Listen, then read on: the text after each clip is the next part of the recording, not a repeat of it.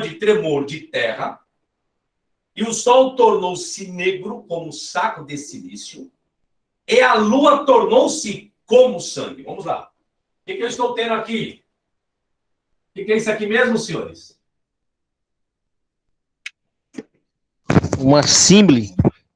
Uma símbole? Vamos lá.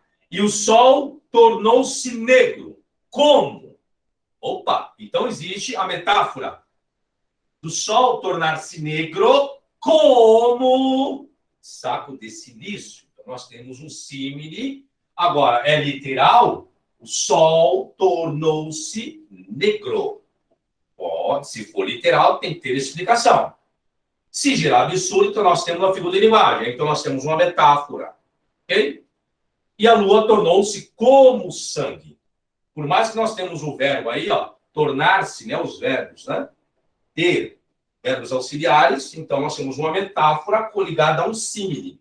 Se trata de uma figura de linguagem. Agora, se alguém for pegar literal, vai ter que ter explicação. E as estrelas, aqui é um absurdo agora. Então, nós temos aqui Sol, Lua, Estrela. Aí tem gente que vai pegar lá o texto também de Mateus 24, que é onde existe essa expressão também, dos astros, e pega como literal. Aí as pessoas querem que esses ocorrais, tá vendo? Jesus ainda vai voltar, porque isso não aconteceu lá em Mateus 24. Pô, meu amigo, isso não é... Então, para Jesus voltar, tem que acontecer isso aqui primeiro, então não vai existir uma vida sequer. Deixa as pessoas esperarem isso. Por isso que eu falo, a ignorância a ponto chega. Por quê? Porque quer interpretar tudo literal e não vê que é uma figura de linguagem. Tem que entender as figuras, tem que entender os símbolos, tem que saber onde o escritor quer chegar com isso. Continua o raciocínio. Aí, o que mais eu falo? Ah, tá.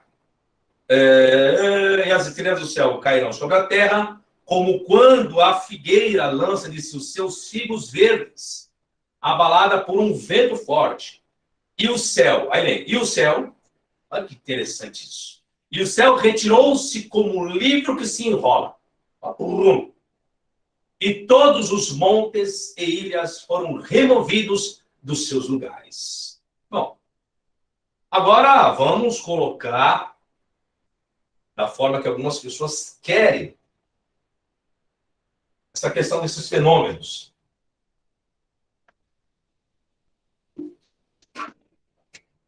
São prova.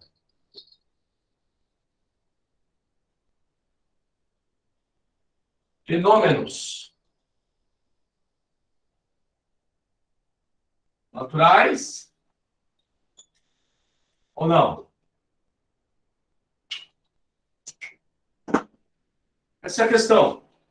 O escurecimento do Sol e da Lua é atestado em outras passagens. O escurecimento e os eclipses do Sol e da Lua são frequentemente mencionados como prodígios. Então, quando as pessoas viam um eclipse solar, lunar, antigamente tinha isso como prodígio.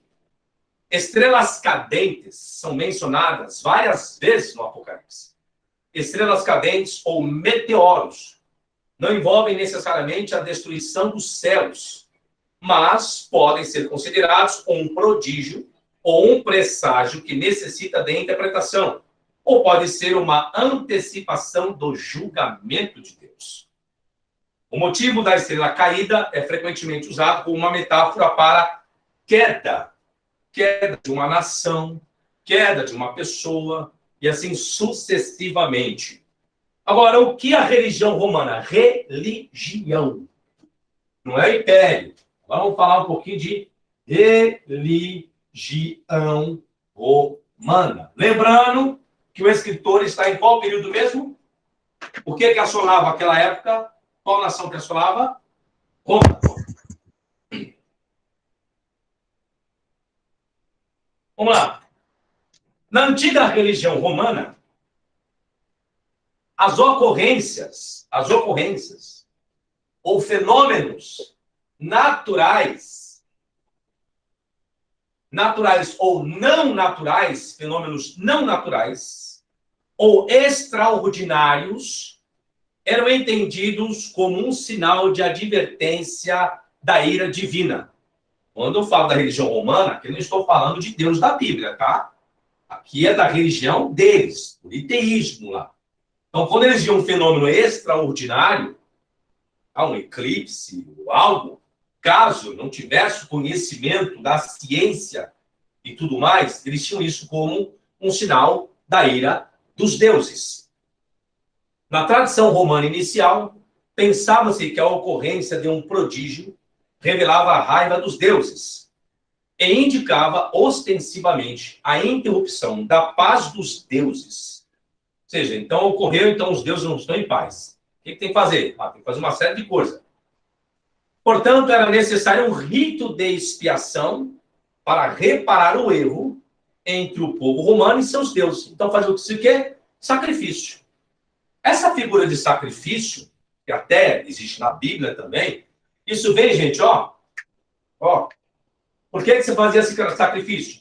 Para que era o sacrifício? Para os deuses. Para que era? Acabei de ler. Para que servia o sacrifício? Aplacar a fúria dos deuses. Isso, senhores. Aí o que acontece? Aí, só um adendo, o copista, esses termos são essencialmente sinônimos.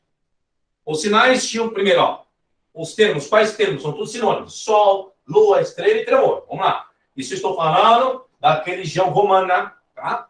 Esses termos são essencialmente sinônimos. Os sinais tinham, primeiro, de ser observados dentro da religião romana, depois reconhecidos e aceitos pelo Senado romano. Ouviu o sinal, os camaradas têm que estudar, têm que analisar. Depois explicados por meio da ciência da adivinhação, dentro da religião romana. E, finalmente, expiados. Aí fazia esse sacrifício. A expiação. Vamos falar um pouquinho sobre a questão da religião, agora vamos falar um pouquinho da religião ainda sobre a expiação. Dentro da religião romana. O procedimento para expiar sinais eram chamados de maravilhas da administração, ou administração de prodígios. E envolvia a purificação da cidade de Roma por meios como sacrifícios, banquetes para os deuses, jogos, como no Coliseu, e a introdução de novos cultos e orações especiais. Os fenômenos considerados prodígios, como eclipse do Sol e da Lua, chuva de sangue e pedras, granizo, relâmpagos, trovoadas em um céu claro, cometas, meteoros, terremotos, e o comportamento dos pássaros, o som de armas e cavalos se chocando, o suor, choro ou movimento de estátuas, eram sinais dos deuses para a religião romana. Lúcio Mestre Plutarco, ele é de 46 a 120 depois de Cristo. Qual o período que ele é? 46 a 120 depois de Cristo. Tá? Plutarco, das suas obras, tem Vidas Paralelas e Muralha. Eu estou falando de um personagem ali do primeiro século, tá? Então, Plutarco, em uma de suas obras, Plutarco certamente acreditava na adivinhação por meio de presságios, usou lista de prodígios dessas fontes para compor as suas obras, mas muitas vezes foi muito seletivo dos prodígios específicos que incluíam em sua narrativa, e também entendeu a subordiná-las às exigências dramáticas da narrativa. Um outro historiador, Tácito, já ouviram falar dele? Tácito fez um breve comentário sobre o papel dos prodígios na história do povo romano durante o período seguinte de 69 depois de Cristo. Além dos múltiplos infortúnios que se abateram sobre a humanidade naquele período, no período 69, houve prodígios no céu e na terra. Tácito está se colocando agora algo literal que aconteceu. antes do templo ser destruído. Avisos dados por raios e profecias do futuro, tanto alegre como sombrio, incerto e claro, pois nunca foi mais plenamente provado por terríveis desastres do povo romano ou por sinais seguros de que os deuses não se importam com nossa segurança, mas com o nosso castigo. Então, houve ocorrido em 69. Antes disso, o que ocorreu em Roma? O que ocorreu em Roma antes de 69? Teve um incêndio, não teve? O incêndio. E o incêndio foi atribuído a quem? Aos cristãos. Justamente. Se eu pego o Nero, eu dou uma coça nele. Daí vocês começam a linkar todo o fundo histórico que acontece, tá? Os acontecimentos. Os analistas e historiadores romanos frequentemente incluem lista de prodígios avistados a cada ano ou em associação com eventos críticos na história de Roma. Alguns, como Tito, Lívio e Tácito, os consideraram supersticiosos, mas os registraram de qualquer maneira. Prodígio e listas de prodígios ocorreram com tanta frequência nas histórias e biografias romanas que devem ser consideradas como uma forma literária que desempenhou uma função específica nos gêneros literários mais amplos nos quais estão inseridos. Em tempos de grande estresse e ansiedade social e política, os números de tais prodígios avistados, relatados, aumentaram enormemente. Exemplo, o registro de Lucan, ou Lucano, ele compilou uma lista de prodígios que supostamente ocorreram quando César cruzou o rio Rubicão, isso em 49 a.C. Vou passar calor mesmo. O registro de Virgílio ou Virgílio reuniu uma lista de prodígios que foram avistados em 44 a.C., o ano da morte de César. Tito Lívio fornece lista de prodígios para os anos 194 a 190 a.C. Tácito. Muitos prodígios foram relatados durante o conflito entre Otto e Vitério em 68 depois de Cristo, a respeito do qual Tácito citou, abre aspas, muitas outras coisas aconteceram em épocas bárbaras, onde costumavam ser notadas mesmo durante a paz, mas que agora só são ouvidas em épocas de terror. Fecha-se aspas. Então, dizer que tudo tem que acontecer nos dias de hoje é ignorar tudo o que aconteceu naquela época.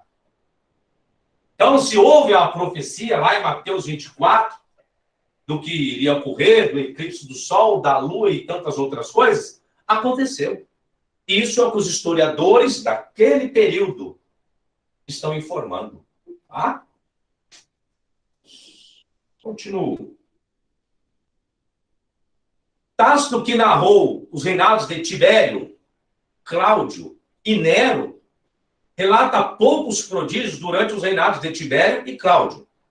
Durante o reinado de Nero, no entanto, nos anais da sua obra de Tácito, os números de tais prodígios aumentaram visivelmente. A primeira lista ocorre em 51 depois de Cristo, já ocorrem os prodígios. O segundo relato vai em 54 depois de Cristo e o terceiro em 59 depois de Cristo. E o último em 64 depois de Cristo. Então houve 4 relações de prodígios disso e daquilo. Isso são os historiadores que estão dizendo. Aí eu falo acerca dos biógrafos. Biógrafos frequentemente inseriram lista de prodígios que antecipavam os nascimentos e mortes de grandes figuras públicas como Júlio César, Augusto, Calígula, Vespasiano e outros. Prodígios também faziam parte da propaganda imperial, significando a aprovação divina para um novo governante, por exemplo, Vespasiano. A literatura judaica primitiva reflete a adaptação formal de alguns dos prodígios romanos mais comuns em contextos literários. Isso inclui a visão de uma espada ou espadas no céu e exércitos colidindo no céu. Existem essas fontes. Os prodígios, então, tendem a ser apresentados como listas de eventos não naturais, que requerem um diagnóstico e uma cura. Ocasionalmente, a literatura apocalíptica apresenta a lista de ocorrências não naturais em conexão com eventos como o dia escatológico do julgamento. Embora frequentemente sejam mencionados sinais únicos. Então, existe lá, aí o Amado falou, agora eu vou citar, Flávio Joséfo, o historiador judeu, descreveu a maneira dos historiadores romanos de sua época, uma série de sinais incomuns que ele entendeu como avisos divinos da destruição iminente do templo judaico em Jerusalém, incluindo um cometa que durou um ano, por isso que é complicado, mas aqui eu fiz questão. Então, Flávio José fala que antes da destruição de Jerusalém, praticamente ele entendeu como avisos divinos, tal, incluindo um cometa que durou um ano, uma luz que apareceu ao redor do altar à meia-noite, uma vaca destinada ao sacrifício que deu à luz um cordeiro, um portão muito pesado do pátio do templo que se abriu por conta própria, uma aparência de carruagem e soldados armados no céu, e uma voz que se ouvia dizer: estamos partindo daqui. Olá a todos vocês. Bom, gente, eu aqui pedir a gentileza para que você não se esqueça de se inscrever aqui no meu canal. Acione o sininho para você receber as devidas notificações. E você também pode obter mais conteúdo, mais informações de alguns vídeos lá no meu site, no www.professorflaviosabino.com.br, tá certo? Até a próxima, sucesso e tchau, tchau!